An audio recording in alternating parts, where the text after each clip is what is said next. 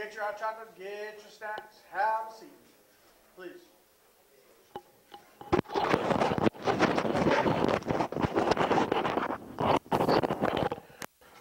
Cool, welcome everybody.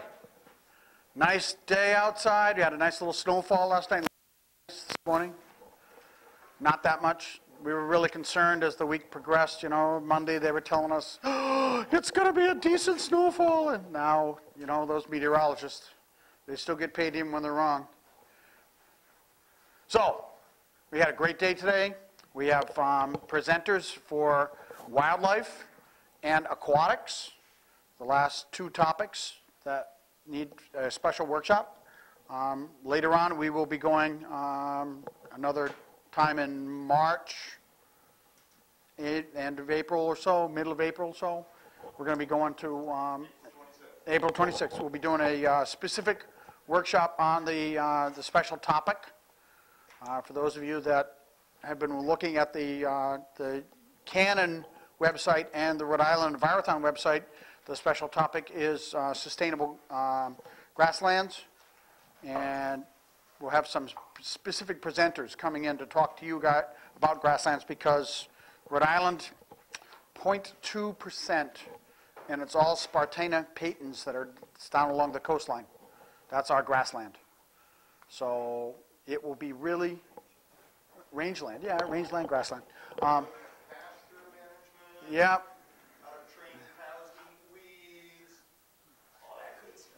You're going to train, wow. Is that why they have cattle prods, right? They train the cows, cattle prods. Yeah, okay. So it'll be a really good opportunity for you guys to learn a lot about the topic here for Rhode Island. So we'll have that coming up. Today, though, we have special presenters talking to you about wildlife. The material that they talk to you about is going to be specific to what they will cover on their test. So you need to take really accurate notes. You need to keep track of what's going on so that when it comes time to help start study for what's going to be covered, you'll have some really good ideas about what's there. The PowerPoints will be available to the advisors. The Green School has been really nice to us by putting the previous PowerPoints online on YouTube, and I'll have a link for that for the advisors that they'll be able to copy down and be able to use to be able to look at the past PowerPoints if you're and videos. So if you haven't been to, you didn't make the forestry and the soils one, the videos are on YouTube and you'll have an opportunity to look at those. We are trying to give you access to things so that you could actually sit at home and do some studying and going over some of the topics without having to be at school, sitting with your advisor or with your team going over stuff. So hopefully the opportunity is for you to be able to do some work at home. The competition has changed in that it is now going to be on the 21st of May, which is a Tuesday. The facility we're looking at, we have permission to be able to use, is busy on that Friday that we had originally scheduled, so we're not going to be going there. It's going to be going on Tuesday. It impacts, we asked the advisors, we pulled the advisors, and it really doesn't impact very many of the schools, if at all. I know that the kneecaps are all done before that. The kneecaps in our school are the week before that. I know that it does impact some of the schools that have late AP exams, but other than that, it really didn't impact a great many of the schools, so we're moving to the 21st. I want to make quick mention of the t-shirt competition that we have for the schools. February 1st is the due for you to turn in your digital drawing of whatever you would like for a shirt for the state competition and then for the national competition. I know that Will, the coordinator, has been in contact with each of the advisors trying to get shirt sizes for the youth that are going to be involved and for the advisors so that we can kind of customize the number of shirts. I know in the past there's been a problem with smalls specifically, that we didn't have enough smalls for some of the students. And while we don't really want people to grow into the shirts over time, if you get a medium and you're a small, it still fits, but it's better to have something that's your size. So make sure that we'll send something out to you that advisors, you have an opportunity to do. Give us feedback as to what the shirt sizes are that you have. We have a breakfast coming up,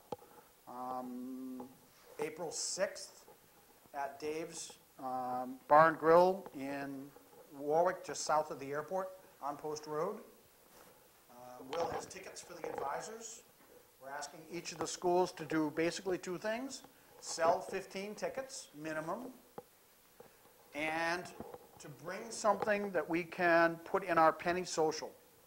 Whatever the school wants to do. If students want to go out into the community and get donations to make a gift basket from your school, that's fine.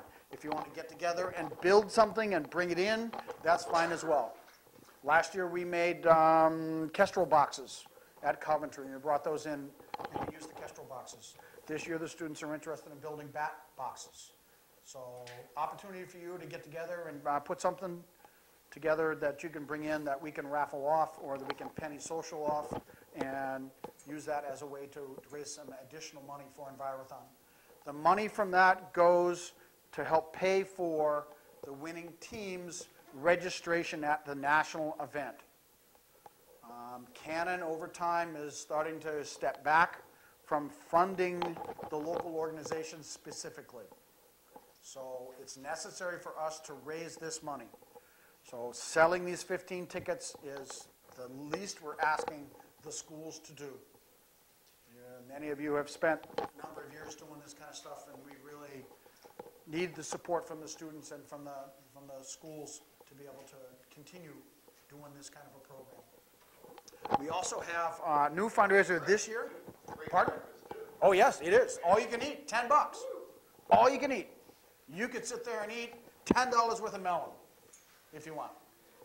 Or $10 worth of bacon if you want. That's an awful lot of bacon. So you can come and do that. We also have another fundraiser this year. We started a program called Script Pro. Script Pro is a program where you purchase gift cards for items that you normally would buy anyway. For example, myself, we go to Stop & Shop. That's the local store that we're at. If we buy a gift card, and we have some order forms there, I have other ones. And if you buy a gift card, for the face value of the gift card, say a $50 Stop & Shop gift card, the organization gets 4% of that $50. So again, it's another way for us to be able to fund Envirothon.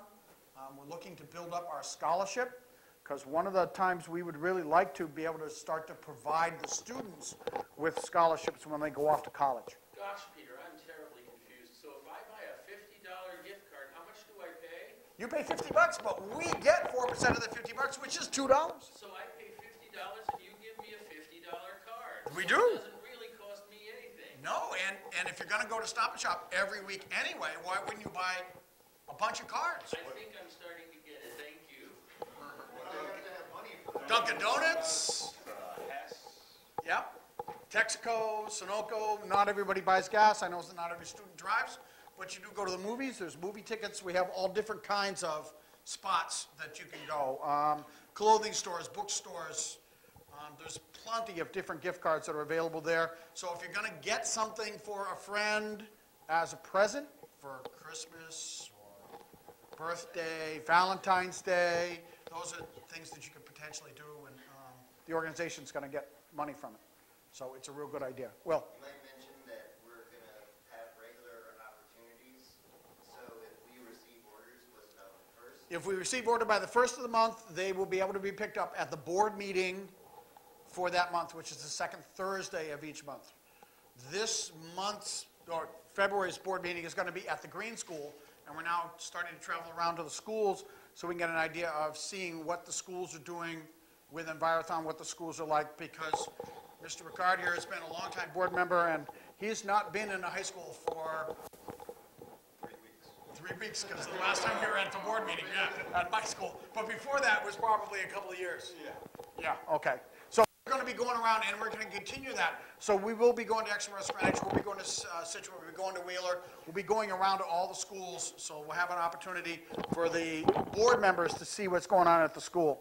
Because I think it's important for the board to get their feet on the ground and see what it's really like for their advisors to be able to run a program at their school. So we are doing a lot of new things to try to liven things up a little bit, and we'll continue to move along here.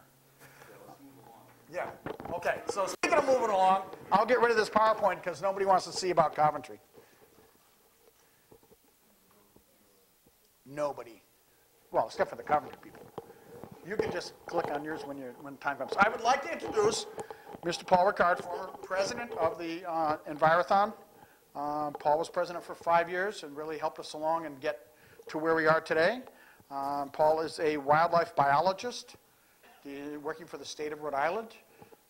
Paul has been the focus and instrument of getting the wildlife program going for us and the wildlife competition going for us here in the state. So when words come out of his mouth, listen, because they could be on the test. So I'll let you introduce your compatriot, and I'll get you to learn, and I'll give you this microphone.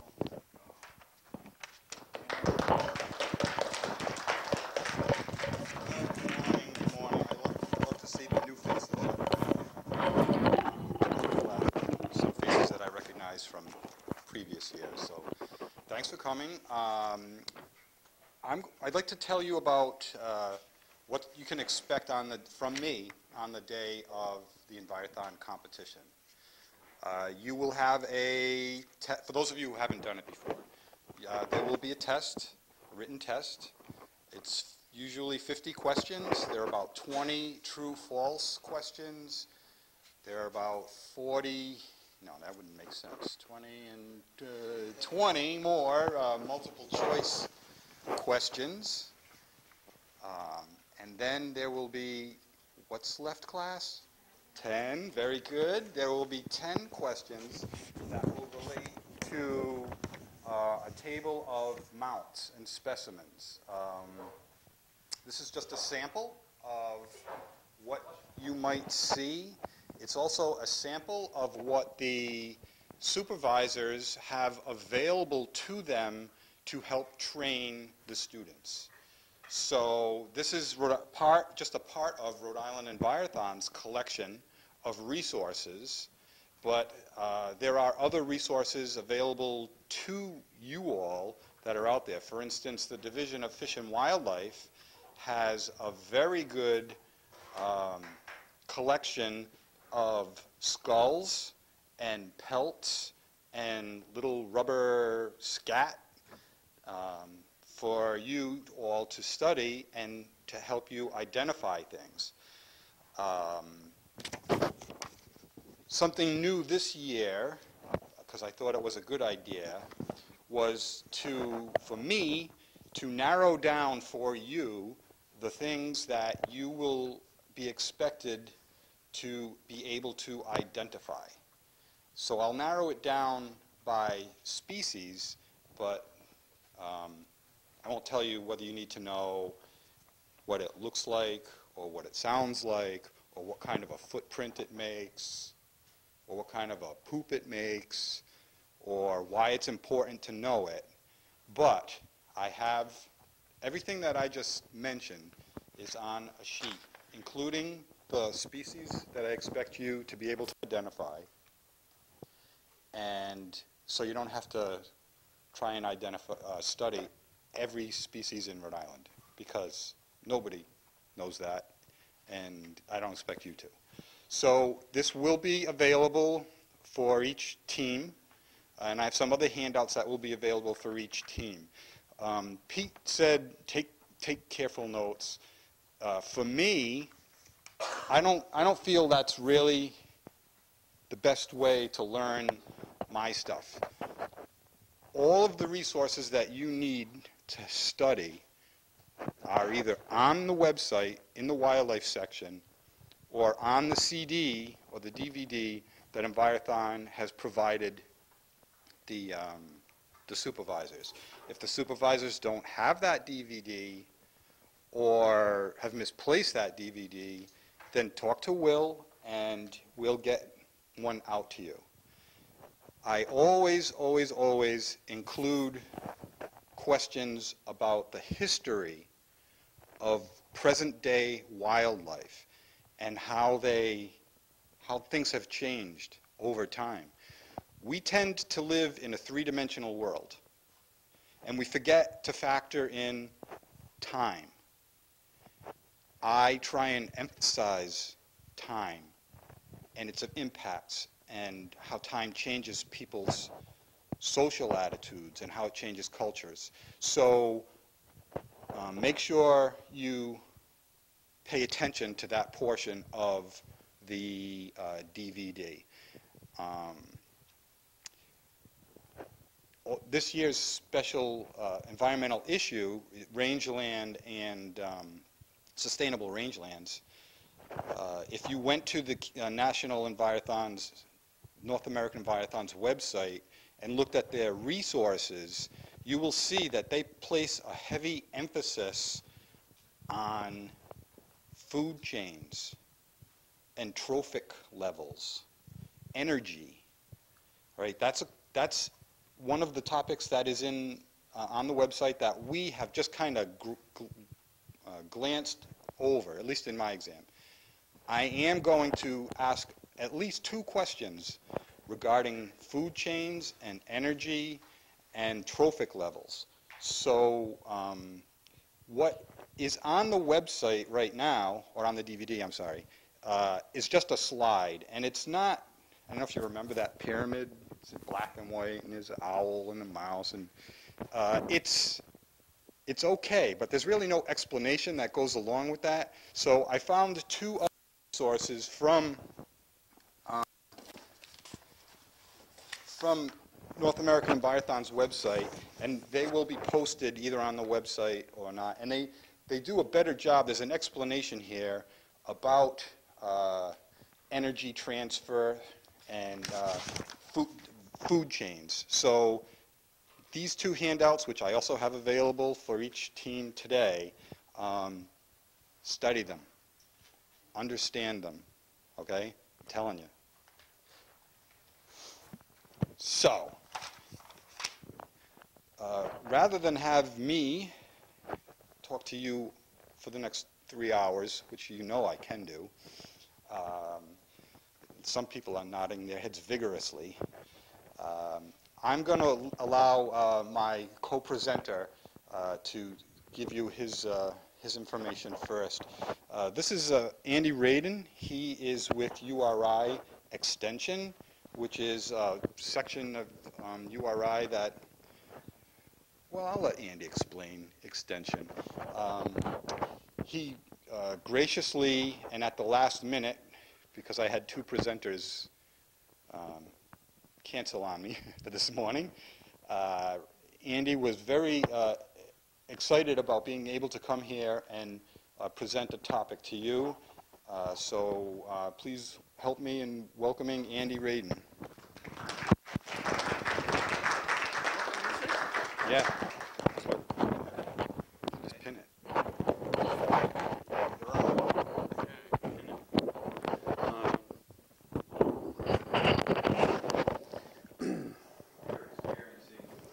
Right. This is new to me. I feel like Madonna.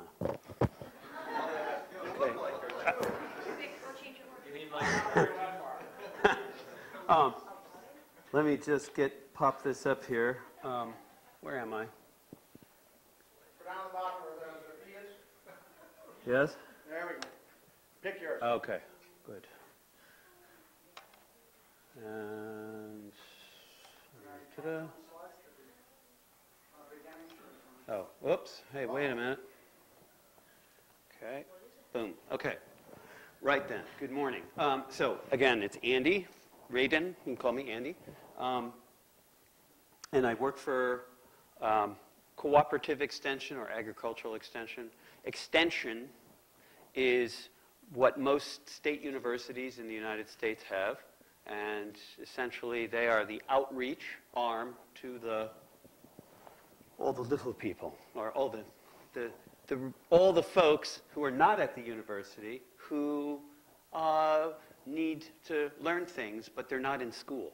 And hopefully we'll all be continuing to learn things throughout our lives, even though we're not in school.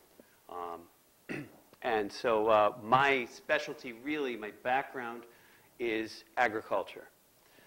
I'm not a wildlife guy. I love wildlife.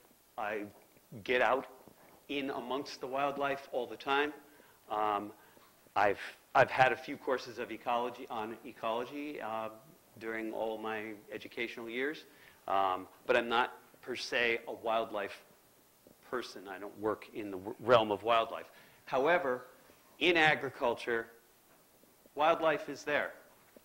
I was a vegetable grower in New York State for 9 years. I operated my own farm. For me, one of the huge parts of being out there as a farmer was that I was out in the wildlife, and I got to listen to the wildlife and see the wildlife, even though I had a lot of work to do because I was producing.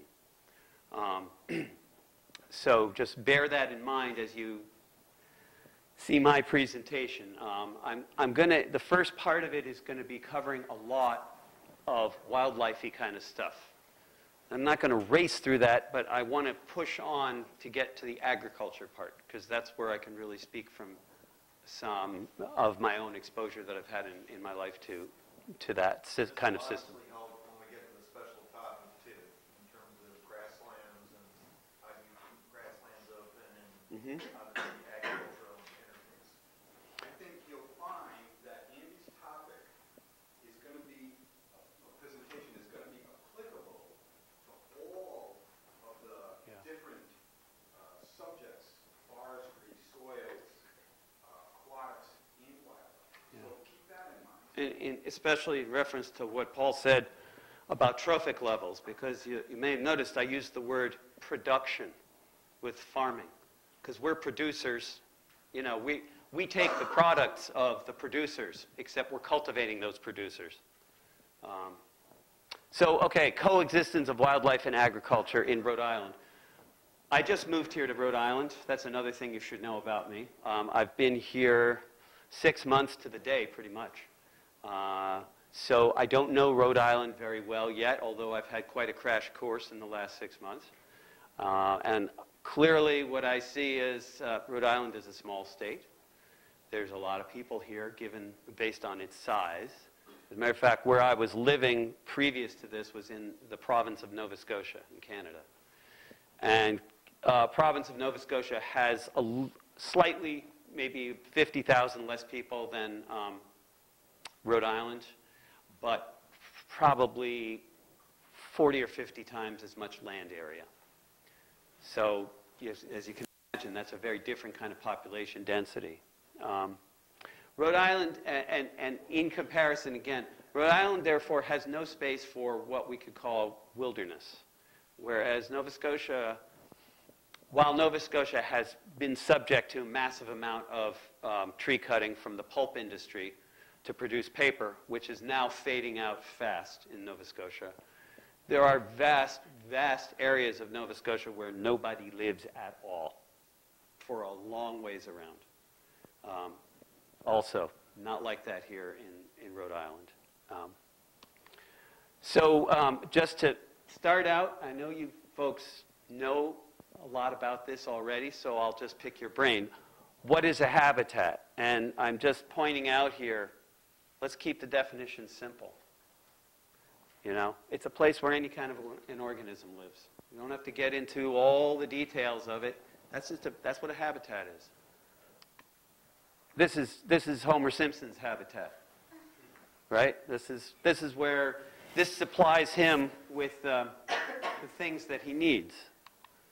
So, what are the things that are? Anybody speak out of turn? Food, water, shelter. Anything else? Others. And what are those others? What about those others? Probably the other gender so that they can moving on. Yeah, a place to meet mates in order to reproduce.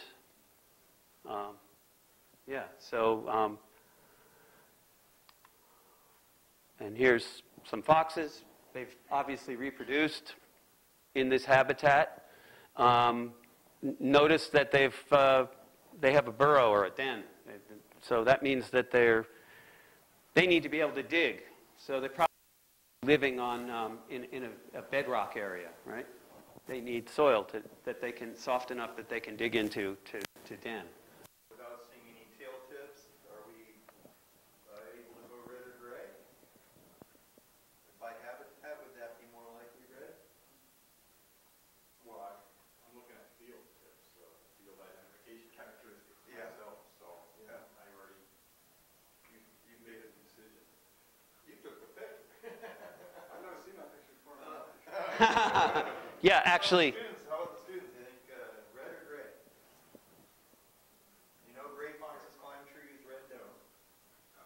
You never want to have a fox on a gray fox that runs over, climbs a tree. But we don't have any trees, so they're not, so it's not necessarily a Okay. gray fox. You can have color morphs of all kinds. let's call it red. And just notice notice part of the habitat in the background. Just does that look very diverse? No. So that kind of points to where I'm going actually. So these days, talk about habitat restoration. Okay. I have a questioning mind. I'm always thinking by restoration. What is restoration? Somebody? Bring it back to how it used to be. Bring it back to how it used to be. That's good, yeah. So how did it used to be? How do we know? That's like, what was it originally like? What is original anyway? What's around here in this part of the world by original? Anybody have an idea on that? Before human intervention. How long have humans been living in this region? Do we know? For sure, for certain. 15,000. Okay. And why do you think, anybody have any idea of why 15,000? Okay, those might have been the people who were here, but why 15,000 years or so? Yeah, why not before? Ice. Okay. So maybe that kind of clues us in as to how we decide what original means exactly. But things have changed. Okay. And oh yeah, and I wrote here, how might we begin to study what was here? Does anybody know some of those methods about how we might study, say, 5,000, 10,000 years ago? Yeah. Rock formations, fossils. Rock formations, fossils, yeah, okay. All right, so let's see, 15,000 years. That's a little bit on the shy side for producing a lot of solid fossils, but a lot of times most fossils. But what else is there? What can we look for? First of all, what might we find either preserved or fossilized? Any ideas? Pollen in lake beds. Oh, well, there it all is, right there. Okay. So we can look at sediments that have settled over the last 10, 15,000 years. And if we know what to look for pollen, we can actually identify pollen in those sediments and compare those to what we have on record today for the species that are commonly found around here. And we can tell whether or not those are the same species from 10, 15,000 years ago. Okay. So, oh yeah, here's just some sort of forest primeval kind of shot here. It's pretty beautiful. There's places in Nova Scotia that look like that. That doesn't mean that it's all original forest there, but there are a lot of places where the forest is pretty well settled. It's been there for a while, and you've got a kind of an open understory like that with very, very low-growing mosses and lichens on everything. So yeah, just trying to think in a sense of history. I wrote, this is a lot of text. I don't expect you to all read it right now, but it will be on the website. Okay, this is from this book by William Cronin, Changes in the Land, Indians, Colonists, and the Ecology of New England. What a great chapter this is. And I mean, I'm not making up any tests here, but I recommend that you all go online to the Envirothon website and read the chapter. Okay? Large areas, particularly of southern New England, were now devoid of animals which had once been common. Beaver, deer, bear, turkey, wolf, and others had vanished. In their places were hordes of European grazing animals. So, wow, that's really different. And as it turns out, I'm not going to make you read this all right now, but clearly all these Europeans coming here, the people who were living here before the Europeans, mostly were moving around, not constantly, but around. They hunted, they gathered, they had summer areas where they lived, they had winter areas where they lived. They lived off of the bounty of the land. They probably had a sense of taking what they needed rather than taking more than what they needed. Just a quick question. Why does it seem to be our impulse to take more than we need for ourselves? What do we do with what we take or what we harvest that isn't just for ourselves? What do we do with it? Hoard it. Share it. Sell it. Okay? And that's what a lot of, in this chapter, they're talking about. The Europeans brought with them some very, very different cultural qualities or ways in which they lived in the world. They brought with them, first of all, they brought with them a pastoral background. From quite a few thousand years, it's been documented in Europe that the people in Europe were pastoral people, meaning they kept animals domesticated in pastures. And that was a big source of how they were raising the food that they ate. So that's part of all the clear cutting and the burning, although it is documented that the Native Americans were burning as well to keep land open. I think I can, yeah. Grasslands in southern New England. Okay, northeastern grasslands have provided habitat for grassland birds and other wildlife for many hundreds of years. Historically, most of northern New England was forested, with grasslands generally restricted to scattered small openings along river floodplains, wetlands, beaver meadows. Southern New England, on the other hand, was described by many early settlers as having some extensive openings and many smaller grasslands. So southern New England had some more natural openings, bigger, grassier areas than northern New England. But a lot of these open areas, it's well documented, were kept open by Native Americans by burning. Okay, and this comes from a really good chapter that I'll also have put up on the website by Paul Rothbart and this other guy. He's in DEP in Connecticut. Okay, so let's talk about what do we mean by original, or we usually say a native species, right? So there's a bit of a continuum there of what lives here and what's from here and what's not from here. So I've just as an example, and this is a photograph I took. This is a painted lady and on a New England aster. Okay, these are native. They're both native to here. As far as we know, they've been here. We can document that they've been here for a very, very long time.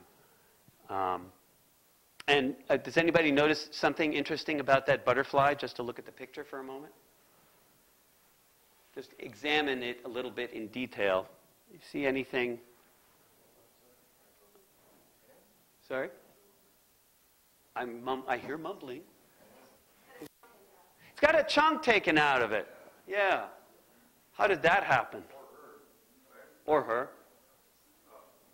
Yeah, right? Oh, I'm supposed to use this laser pointer. Sorry. Well, it's not working. Oh. Yeah, oh. Am I moving it too fast? Oh, yeah.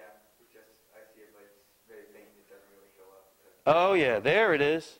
There we go. There's that. little chunk taken out. So most likely, more than likely, a bird went after that and just got a mouthful of scales. Okay. Another photograph I took. These are the only two photographs I actually took.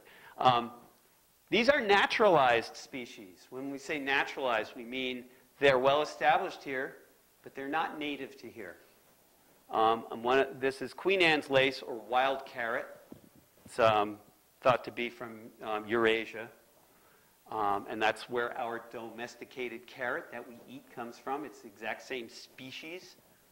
It's just been selected for by people for probably hundreds and hundreds of years at least. And this is a Chinese mantis. These probably a lot of you have seen these out and about. They're big. They're amazing to watch. They're great, but they're not from here. And here I'm calling alien or exotic invasive. This is the autumn and the Russian olive, and these things are all over the place in Rhode Island. Having just moved here, I was shocked to see how much is here. Rhode Island has a lot of invasive plants, actually. Oh, okay. Okay, thanks. Wow, double. So, and I think part of what's interesting here is you'll see, here's some of those plants in the process of encroaching.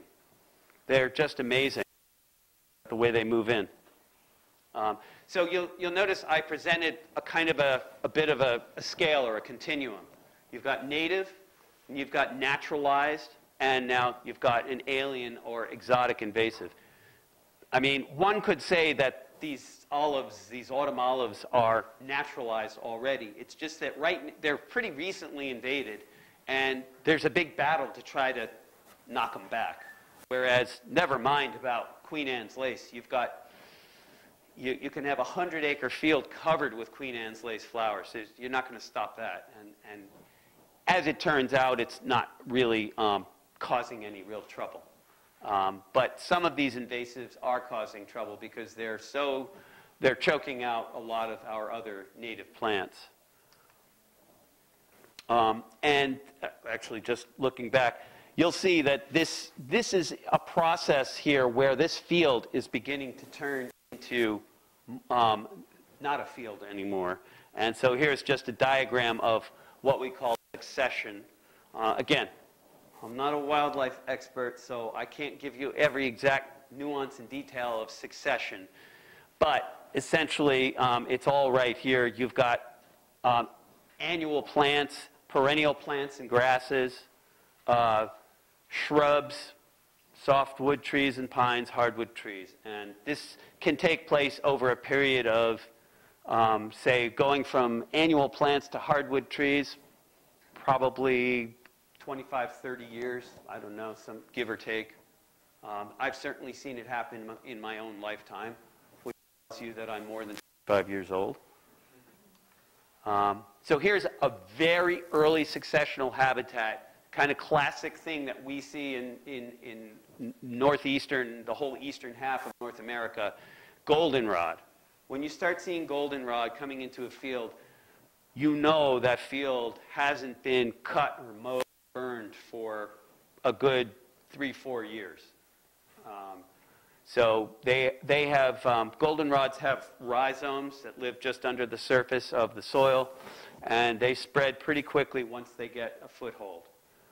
They're also really easy to kill off if you want to cultivate land. So they're not a terrible problem. Doesn't mean your field is in serious trouble.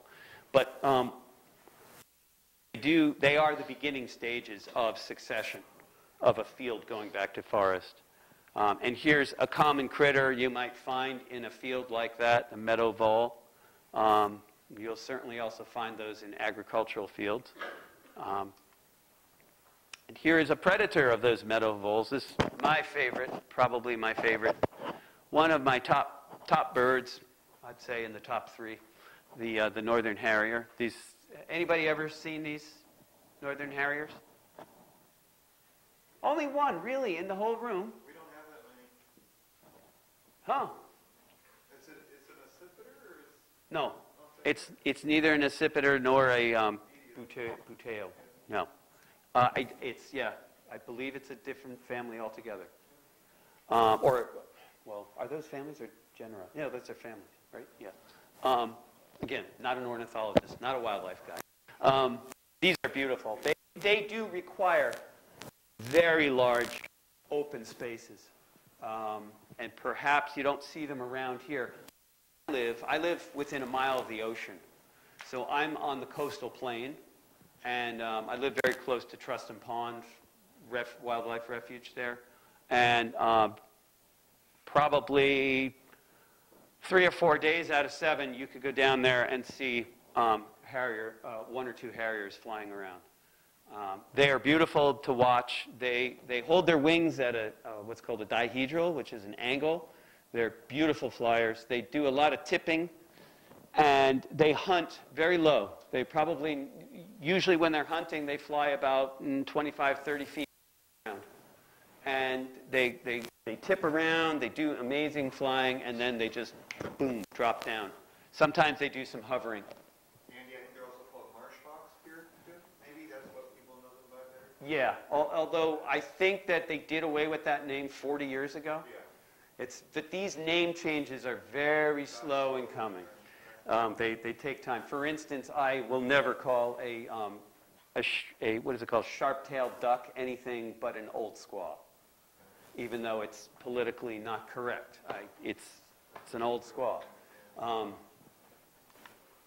Okay, and here is a little bit more succession going on here. You see these shrubs, these woody shrubs coming in. Hard to tell here, but I'm guessing there's pussy willow, maybe red osier dogwood.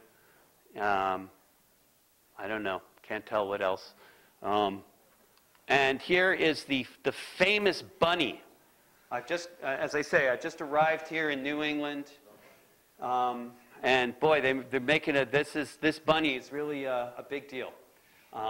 This bunny, it appears to me, and this, I'm not saying that this is wrong, but I think this bunny is being used as a poster child for habitat preservation in southern New England, which is important. It's important to pick out a species that is very well documented to be in decline, because that helps those of us who really care about open spaces in holding up an example. You probably all have heard of the spotted owl. One particular species in the Pacific Northwest that was shown to be in decline, in some trouble. And it was used to stop a lot of the industrial clear-cutting that was going on of old-growth forests in the Pacific Northwest. Personally, I don't think that's a bad thing, but the spotted owl is enemy to a very large industry, which is the logging industry in the Pacific Northwest. And here's an enemy of the bunny. Yeah, I set that up. Yeah, right. Yeah. So I'm assuming everybody here has seen red-tailed hawks. They're pretty common. They're pretty much I'm going to just spout out a totally unsubstantiated factoid, which is they are the most common hawk you will see in this part of the world. I don't have evidence to prove that. Okay, and here we go. Several years later, now we're really seeing some of these shrubs are almost to the point where they can be classified as trees. Anybody know what the difference between a tree and shrub is? Number of stems? Really? Tree only has one stem. Shrub has multiple stems. I don't know about, you haven't seen many of my red maples then. Thank you. They have a single trunk. No, The stump may have been cut, and they sprouted from the stump, but they still have a single trunk. Each individual tree. Actually, definitions, there are various definitions. Yeah, because there's another definition that I know of, which is 25 feet. Like beyond 25 feet, it's a tree. So I think my point is that there isn't any good, clear definition of a shrub or a tree. Okay. So here's a little bit more of a snapshot. Really great chapter by William Cronin, Changes in the Land. Human civil, and I've titled this little bit here, Human Civilization and Its Requirements. Deforestation had, in general, affected the region by making local temperatures more erratic, soils drier, and drainage patterns less constant. That's human beings, a tremendous impact. Though there are many who would debate otherwise, it's amazing what human civilization can do. You say that in a negative tone, and sometimes it's positive. You know, you can have human interaction can have a positive effect on the environment. And I always preface everything like that when somebody says it in such a negative way. Okay, all right. There's also some positives that can come out of things. And, Okay. just, I mean, Positives, can you elaborate? Positives on? It's hard to say. Some of the things I've seen go on with development have positive effects on the environment. For instance, you say temperature changes and drainage patterns change. They do, but that drainage can be worked so that it enhances growth in different areas. Or maybe increase in temperature can result in better growth patterns in different parts of the country that you didn't anticipate before, which maybe results in better agricultural needs being fulfilled. Okay, It's sure. just a different way of looking at it. I'll jump in with another example. Rhode Island was 80% open land and agricultural land in 1800. Right, It's now 80% or over 60% anyway, forested. right. All right, so human interaction here, basically shutting down our farming operations. I don't know why people ever decided to farm in New England. It was because they hadn't seen the Great Plains yet. But shutting down our farming operations result, if you like forest, it was a very positive thing because we have so much more forest now than we had in Okay. 1800. Okay. Just as an example, so humans can be negative. Also, sometimes we actually go in, and we may not restore something, but we take the drive-in theater in Lonsdale, which used to be paved in a drive-in theater, and we rip up all the pavement, and we build a wetland and a meadow and a forest there. So sometimes we intentionally go there in order to create a positive impact. So Yeah. we have positive and negative. Yeah, I mean, Ninigret is another example of that. Yeah. You had a point to make? I was just going to say that I think it's really difficult to even talk about positive versus negative Yes, with this sort of thing. Because I agree. We're always kind of reckoning back to like the pure before 15,000 years ago. yeah. And humans are part of nature. Clearly, we're not there. I agree with you completely. Yeah. We can Yeah. restore it to how it was Yeah. 15,000 years ago. All we got to do is scrape off all the vegetation and put 500 feet of ice on top. Right. I'm not meaning to say this so much with a negative, other than I'm trying to say, wow, it's amazing what we are capable of doing. The thing is that so much was done in the earlier part of human civilization without giving a great deal of thought to the larger picture. Now we're thinking more about the larger picture. But a lot's been done before that where we weren't thinking so much. And obviously, our thinking has broadened as a part of our own human evolution, or the evolution of civilization. We obviously think in broader ways than we did then. But it's a good point you're making. I mean, I'm not... We take soil for granted in lots of times, and now we don't take soil for granted as much. Yeah. As recently as 80 years ago, we just let soil blow away out of control. So now there's huge consciousness of keeping soil, saving soil, conserving it. Again, I'll just mention here, soil exhaustion was occurring in many areas as a result of poor husbandry. And the first of many European pests and crop diseases had already begun to appear. And I myself, as an agricultural person, my graduate degree was working in pest management of insects on agricultural crops. So, and again, a lot of times this is where we will bring in a domesticated crop from another continent, and there happens to be, say, a species of insect which can eat that family of plant and finds this new resource that we're planting in vast quantities, and it's bonanza time. Their populations take off, and we have a new established pest.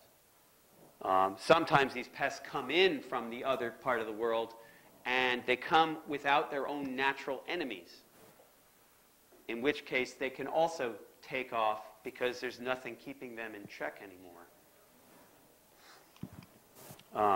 So here's an example of somebody keeping the forest back. You'll notice they're not cutting hay here. They're just cutting the edge here of the field to keep it down, to keep it from going back to woody shrubs.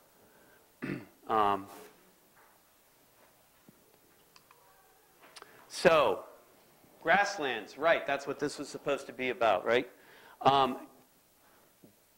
Most of the grasses that we have here in fields, in meadows and open fields, hay fields, are cool season grasses, what we call cool season grasses, and they're not native to North America. They were brought by Europeans here, and they were planted because they grow very well in the spring and the fall. And they're very nutritious forage for domesticated animals. And those plants manage to take over. They're pretty aggressive. Some of them are sod-forming grasses, which means constantly spreading out through means of underground rhizomes, sprouting new growing tips all around them and forming a sod. It's very hard for a lot of other plants to compete with something that can form a thick sod like that. So they start growing very early, and in the summertime, they kind of shut down. They go a little brown. They don't grow a lot, but as soon as the temperature comes down a bit into September, they start growing again. You probably noticed that about the lawns that you live around. A lot of the grasses that are used in lawns, like fescues and bluegrass, are cool season grasses. If I may, one of the results of that is what happens every summer around here when people's lawns go brown.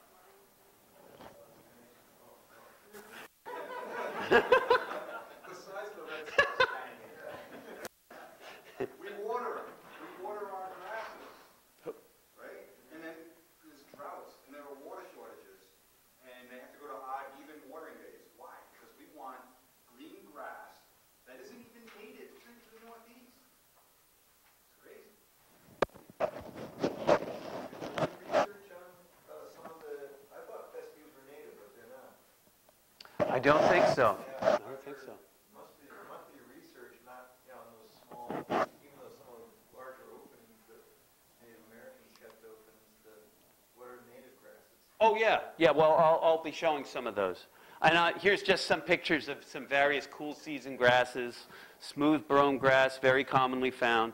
Some of these you might actually, timothy, very common, very important hay grass. You might notice those flowering heads are very, see, those are the kind of thing you pick off and you stick in your mouth and you walk around and act like a country kid. Kentucky bluegrass, and again, commonly seen flowering. Obviously, nobody lets it grow up to this size in their lawn, but on field edges and roadside edges, you'll see those flowers, if you will, or inflorescences. Tall fescue, orchard grass, very common in hay fields. Thousands of species of grass? I don't know. I'm not sure. Is it thousands? Yes? Okay. One person tried to get to know all the grasses and took the whole summer and she wasn't done. Oh, they're hard. They're very difficult to, you have to really get into the anatomy of the, how they're put together. So, And it surprised me to know that corn is a grass. yeah, corn is a grass. A grass gone on steroids from thousands of years of selective breeding. Although I shouldn't say breeding, more basically on selection. The breeding came later. Breeding is when we very intentionally take pollen from one plant and introduce it to the pistil of another plant to create an exact hybrid that we're trying to really put these two together. Serious matchmaking. As opposed to selecting, which is done by simply looking at what you've got growing and saying, that has great characteristics. The corn, the ears of corn were big, the kernels were large, the animals did better eating it. The plants withstood drought. The plants didn't get diseased. The insects didn't attack it as much. Question? I'm really fascinated by the process of selection or just how plants have been domesticated over time. Yeah. I kind of want to tie that back to Paul's comment about the perspective that time gives us, because I'm really fascinated with brassica. Uh-huh. So brassica is, it looks like a weed. It's a flowering weed, pretty much. It's a grass. And No, it's not a grass. No, it's a broadleaf, and actually it's a genus. It's a genus that has many, many hundreds of species in it, brassica. But yeah, yeah. but Brussels sprouts, cabbage, kale, broccoli, all of these vegetables are domesticated versions of this same plant. Brassica oleracea is the species. Because if you look at this plant, and if you look at the maize or teosinte, Teosinte, yeah. which is the plant that corn is derived from, at the same time the kernels are bigger than on a normal plant. It really doesn't look like the vegetable that we eat. So I'm really fascinated by how the earliest producers, and us as like agriculturists, saw a plant and recognized that it could be something that would become significantly productive. Mm-hmm. Yeah. And More than that, that they put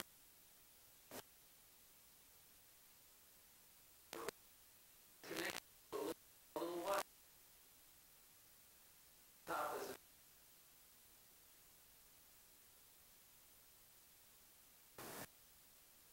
to fertilize that particular seed. that's right. And very quickly, that very sweet, but it dies fast.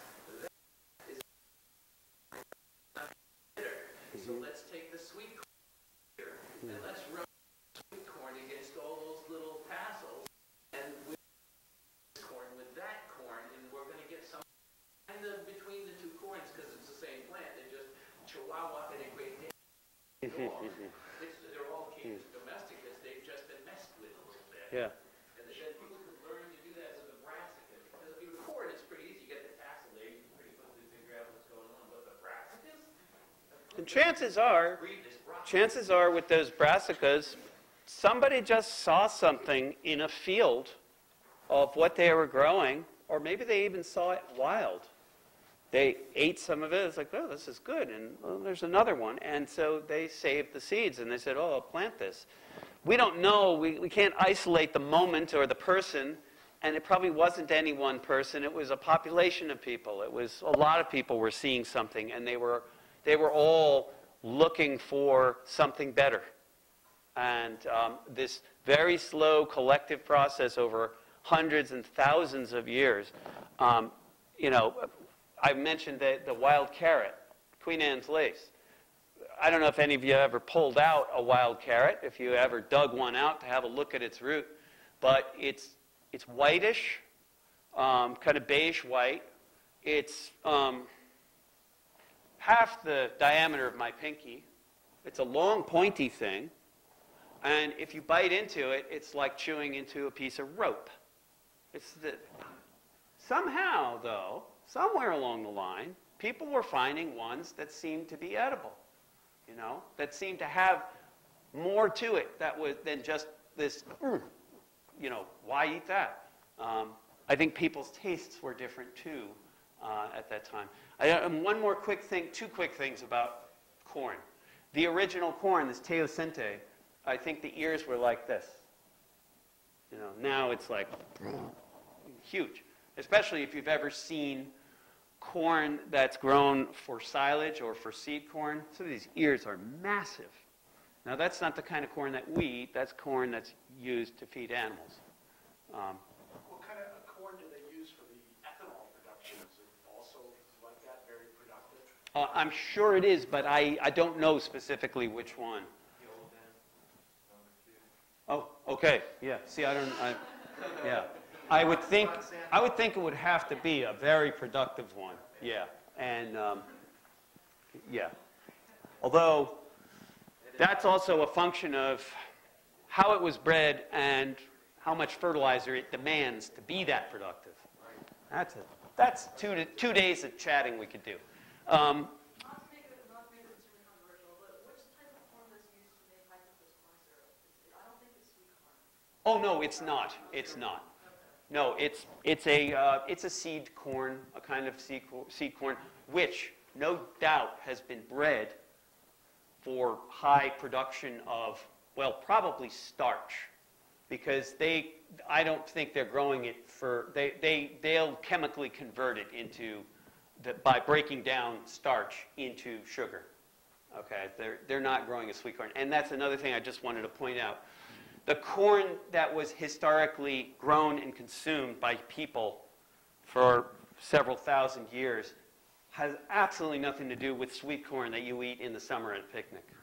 That is a very recent change in corn. Recent, like, say, in the 150 years or something, I'm going to guess, for us to be sitting eating corn on the cob. When I was in graduate school 20 years ago, I had an office mate who was from Mexico, and he'd never eaten sweet corn before. But corn is the staple in Mexico. You eat corn every day, and not corn in the form of corn syrup and soda and junk food, but corn. You eat corn, like in the form of tortillas, you know. Corn meals. Corn meals, yeah. That's what corn is bred for and consumed by humans for all this time. Very recent sweet corn. Sweet corn isn't even mature. It's not mature corn. It's immature corn that we eat. When those seeds are mature, they're hard. You couldn't bite them off the cob and chew them up and swallow them. They're like little pebbles, little stones. Anyway, so back to warm season grasses. So the warm season grasses are the ones that are thought to be native to here, to the extent that we had grasslands in this part of the world. And there is evidence that there were warm season grasslands in the Northeast, but not nearly as extensive as out in the prairies and the Midwest. Let's see. So you can still find these grasses growing wild in what are called waste places, places that really we don't have much of a use for, alongside railroad tracks or roads, edges of fields. And a big thing about these warm season grasses, which differentiates them from the cool season grasses, is that they're bunch grasses. They grow in tight bunches. And kind of so they do spread by rhizomes. If you were to dig one up, you'd find rhizomes, little growing tips coming out from the roots. But they don't spread all over the place. They stay confined to a very small area. That doesn't mean you can't have a field of these bunch grasses. But what's interesting about it is that between those bunch grasses, you actually have little open channels, pathways of bare soil. It's very dark down there because of these bunch grasses, so there aren't too many other kinds of plants growing down inside there. Imagine, if you will, go down deep into a field of bunch grasses, and you are a mouse, and you're cruising around in all these little tunnels. I mean, they're not really tunnels, but you're going from bunch to bunch. And above you is grass, okay? But there's bare soil there. So that bare soil allows you to find, if you're a bird, say, to find insects and worms that live in the soil. It allows you to do your, birds, you probably know, birds need to constantly be delousing themselves, so they take these dust baths to make like an abrasive action on their feathers and on their skin to get lice off. It's also a place to travel to avoid predators. It's also a place for predators to cruise around in there as well. It's a good cover from the red-tailed hawk that's above looking for you, or the harrier that's flying by. And the harriers, they take their time because they tip and they bob and they hover. And they can look very carefully, and they always find something. So it's a very different kind of ecology down in there. What do I have next here? Oh, yeah, just a bunch of pictures now of some of these warm season grasses. It's beautiful. A lot of people are using a lot of these bunch grasses now in landscaping because, they're very pretty. And for the winning Rhode Island team that's going out to Montana, of course, these would be real common, right? I guess so, yes. And I mean, I lived for a time in central Wisconsin, and I very clearly remember all these tall grass prairie plants that were just beautiful to me that I had never seen before. This big blue stem. They're doing a prairie restoration of this kind at Truston Pond Wildlife Refuge in, I guess that's South Kingstown, yeah. I think, or is it Charlestown? South Kingstown, okay. So it's right down the road from me. So you can see that in the summer, these beautiful grasses in bloom.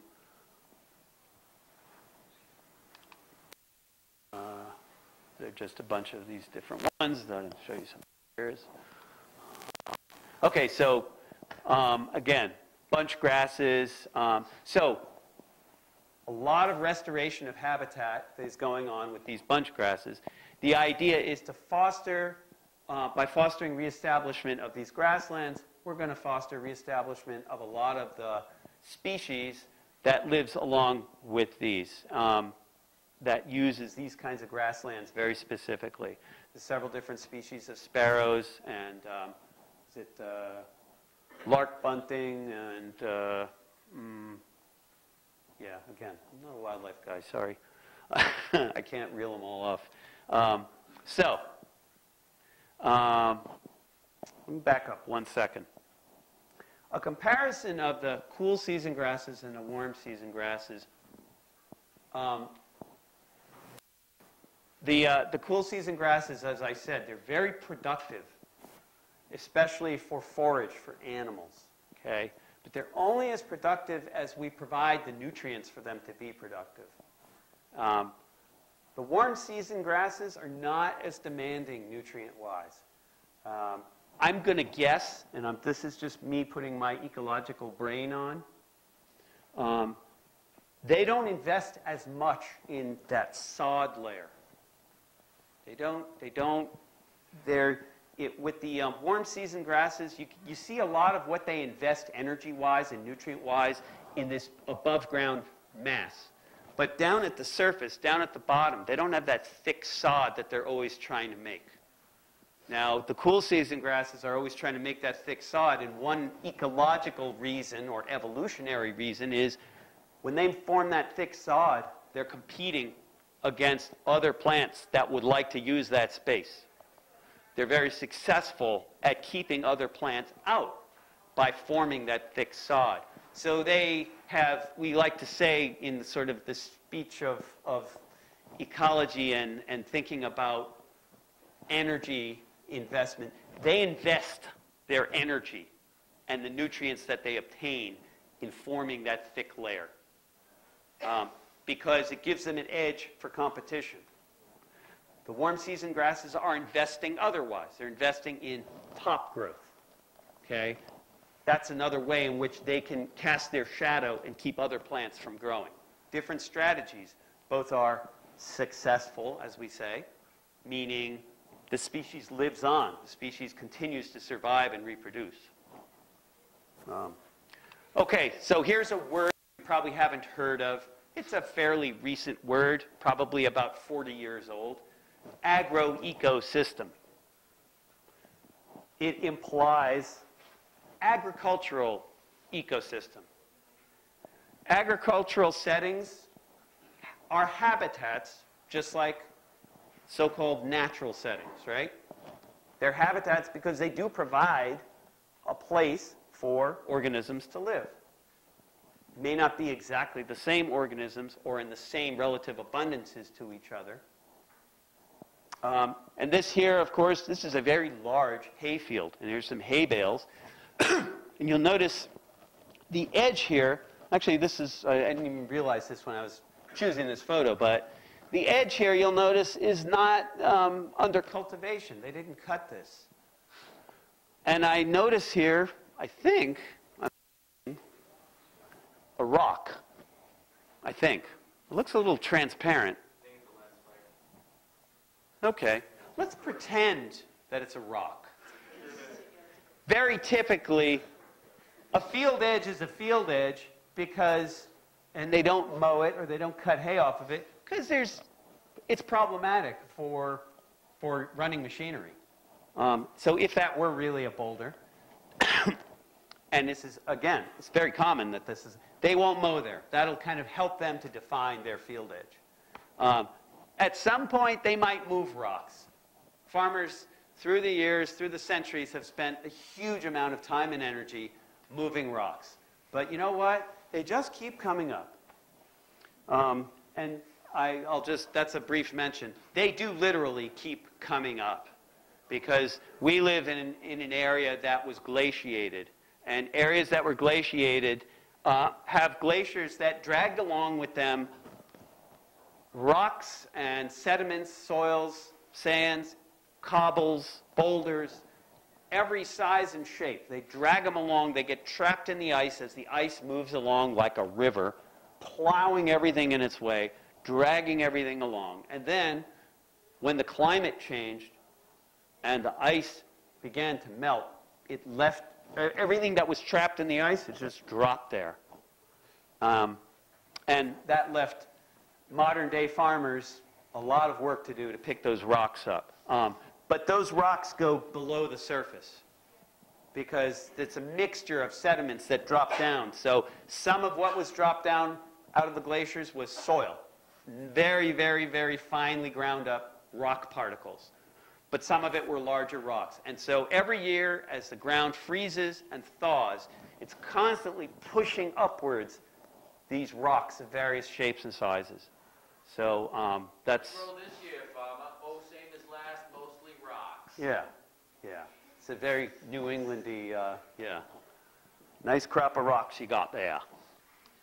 Okay, so we're just going to start here with... I just want to quickly run through different kinds of agriculture and land use. Remember, though, above all, agriculture has a very positive impact in terms of keeping us open space. But I'll also say agriculture is a very highly managed system, highly managed ecosystem.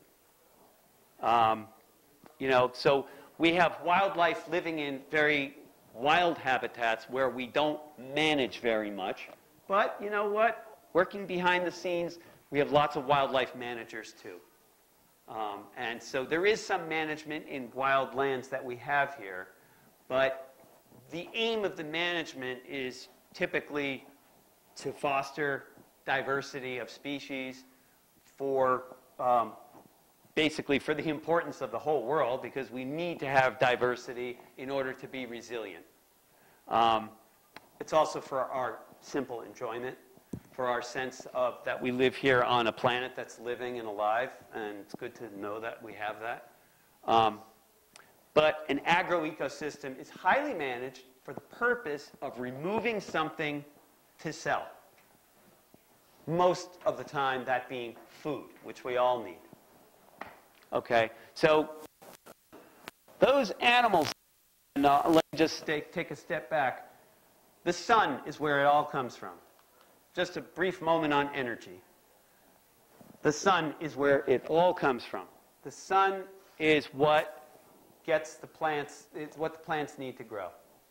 The plants are taking carbon dioxide from the air, and they're converting it into carbon that all other organisms can burn, can consume for fuel, for energy. In the process, those plants are also drawing up nutrients out of the soil, incorporating it into their plant bodies, and here are cattle eating those plants, using the fuel that's trapped in the cellulose of the plants, okay, because those are reduced chains of carbon, and that's essentially gasoline to them. It's something they can burn through the process of respiration in every single cell of their bodies. So they're converting grass into those animals as they eat every day. Eventually, we take those animals, we slaughter them, we cut them up into meat, and we eat it. Andy, before you move on, do you mind if I jump in there? Not at all.